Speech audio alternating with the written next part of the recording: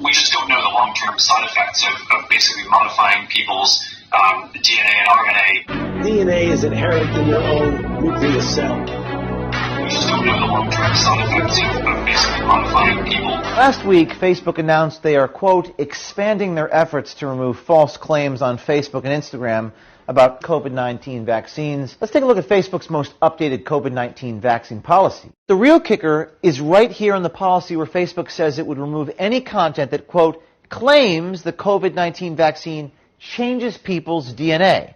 Well, we just got a new leaked tape from Zuckerberg himself, the CEO of Facebook, basically violating his own code of conduct.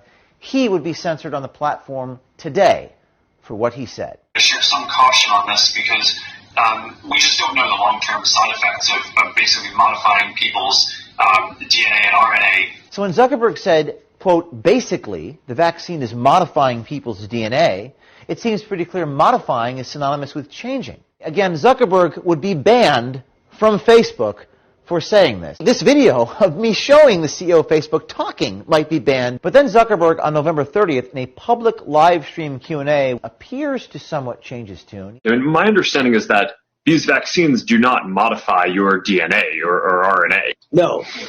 First of all, DNA is inherent in your own nucleus cell. Sticking in anything foreign will ultimately get cleared. Well, I'm glad we can clear that up.